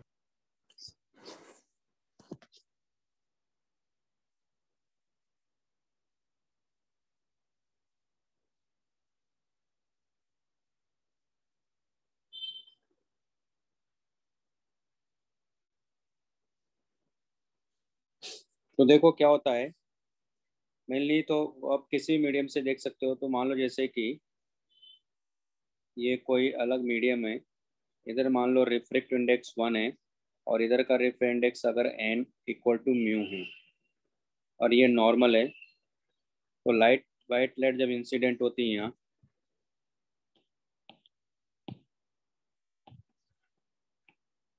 तो इसमें होता क्या एक्चुअली, विब ग्योर के हिसाब से हम लोग चलेंगे। तो जब हम लोग इधर जाते हैं तो वेवलेंथ क्या करता है, इंक्रीज करता है, रेफरेंस इंडेक्स क्या करता है, डिक्रीज करता है। तो सबसे कम रेफरेंस इंडेक्स किसका है, रेड का है।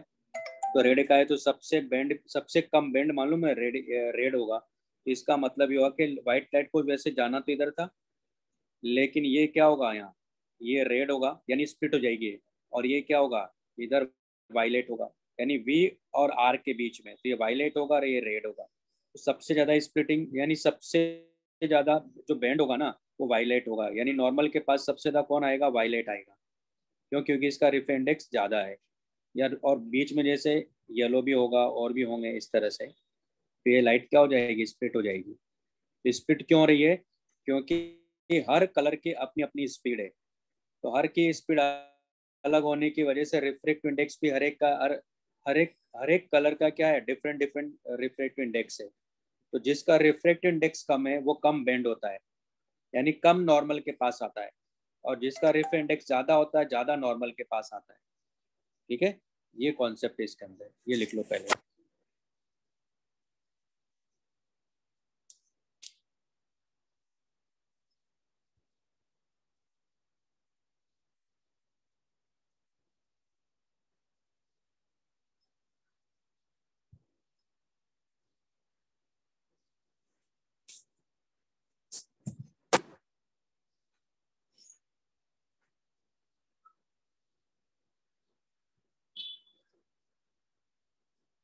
तो देखो इसमें आपके 9.8 तो है।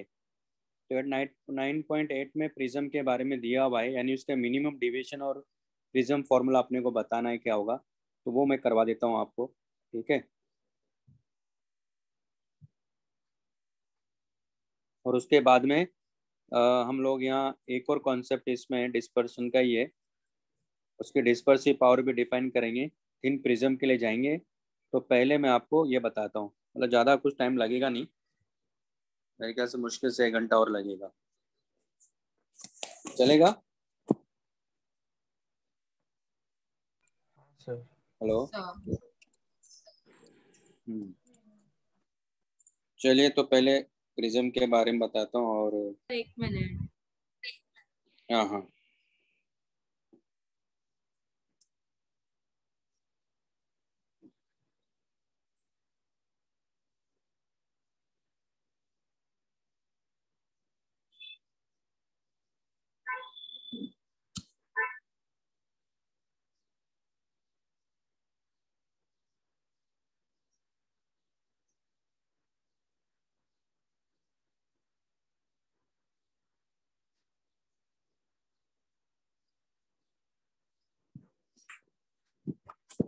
अच्छा एक चीज़ और मैं बताता हूँ, यहाँ देखो,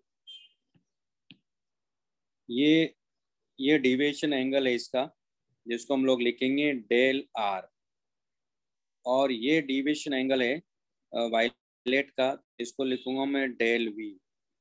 और इन दोनों का जो डिफरेंस है, यानी ये जो एंगल मिलेगा, कौन सा, ये वाला एंगल,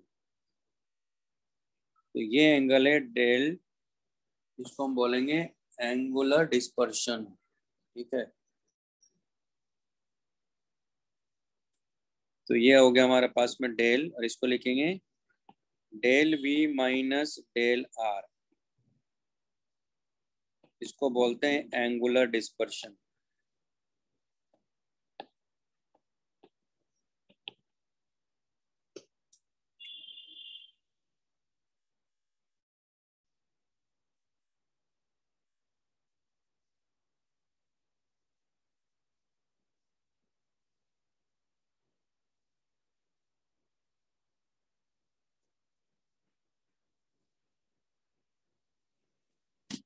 और ये जो एंगल है यहाँ से देखिए ध्यान से, येलो का देख रहा हूँ मैं, येलो का ये जो एंगल है यहाँ से, इसको हम लोग लिखेंगे डेल वाई, और डेल वाई को हम बोलते हैं एवरेज डिविएशन।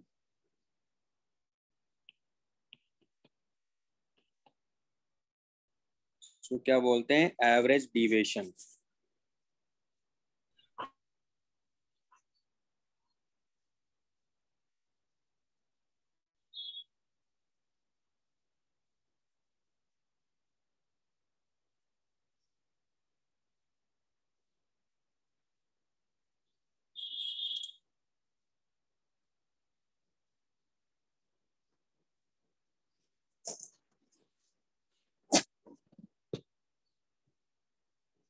हो गया सर। लिख लिया ना?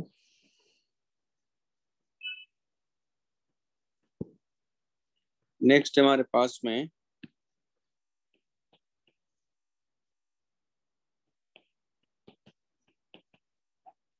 मिनिमम डिविएशन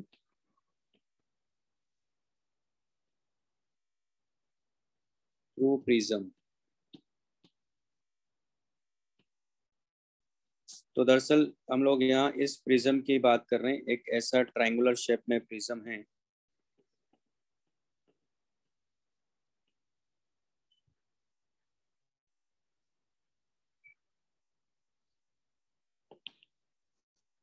ठीक है। ये ए, ये बी और सी। लाइट इस सरफेस पर इंसिडेंट हो रही है और यहाँ से लाइट इधर से बाहर आ रही है। यानी मैं इसको ऐसा बना लेता हूँ,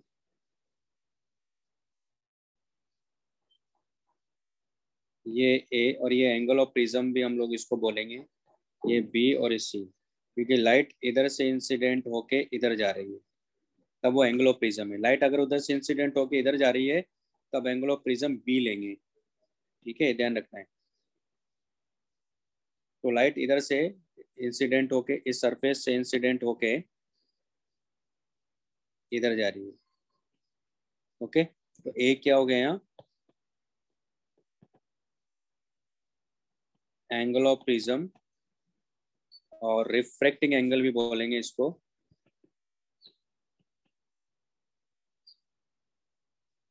और इसी को अपेक्स एंगल भी बोलते हैं।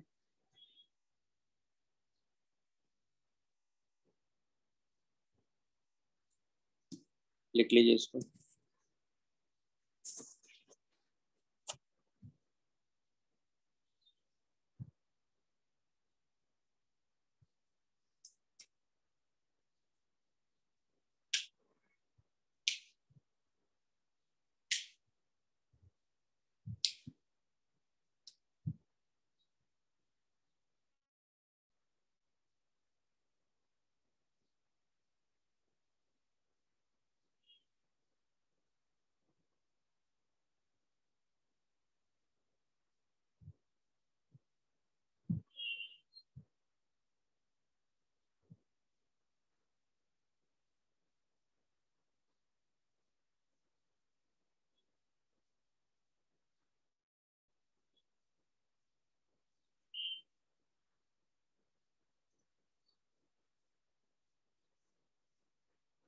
लिख लिया? हाँ सर। अब हम यहाँ बात कर रहे हैं मिनिमम डिविएशन की। तो देखो क्या है, पहले समझ लेते हैं। यहाँ भी ये प्रिज्म है, ट्रायंगुलर शेप में है। तो ये ए, ये बी और ये सी है। ये ए बी सरफेस का नॉर्मल है। तो लाइट जब यहाँ इंसिडेंट होगी तो ये लाइट ऐसे जाएगी। तो ये एंगल है, मान लेते हैं R1, और ये एंगल हमारे पास में I है। उसके बाद ये एंगल मैंने मान लिया कि R2 है। ये भी नॉर्मल बनाया मैंने, और यहाँ से लाइट इधर गई तो ये इंसिडेंट रे है,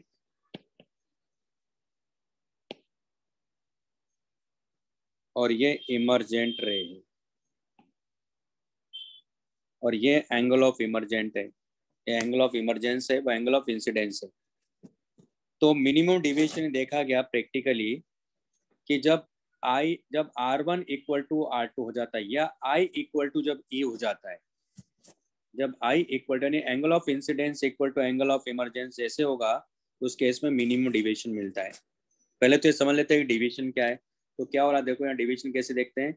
ये लाइट यानी एंगल ही है, एंगल ऑफ डिविएशन की बात कर रहा हूँ मैं। तो ये लाइट को इधर जाना था, लेकिन लाइट क्या हो गई, इधर डिविएट हो गई।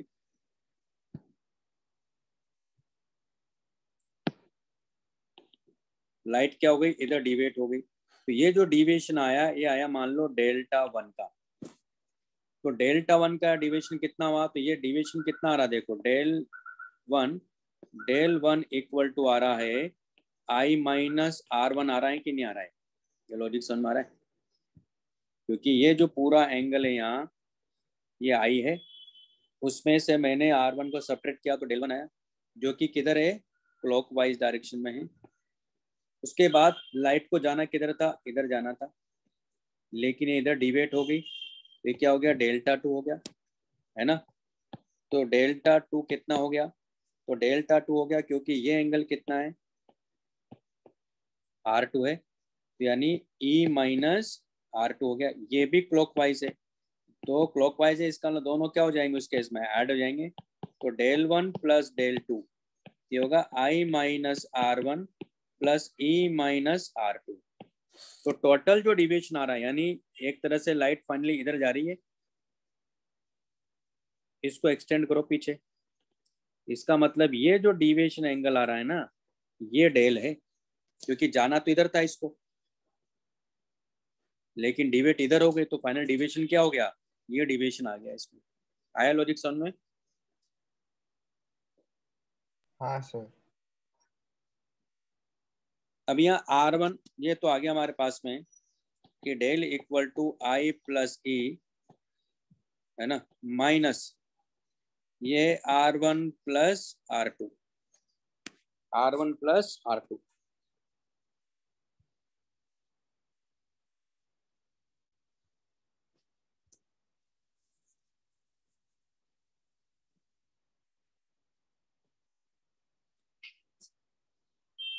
लिख लीजिए इसको।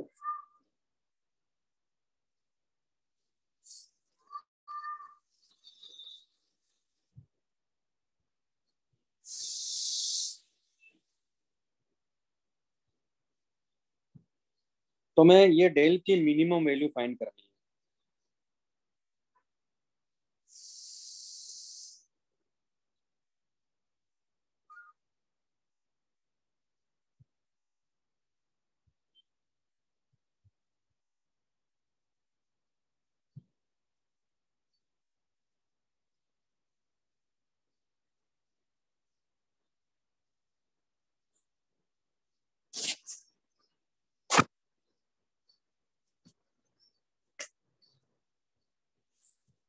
ये तो आपका फाइनल एग्जाम नहीं है ना, लेकिन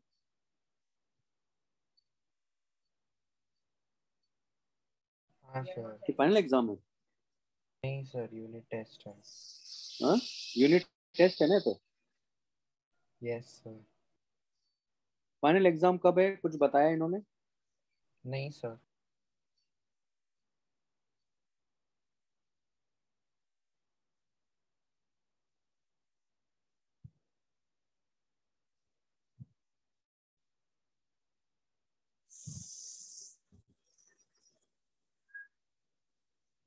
अच्छा,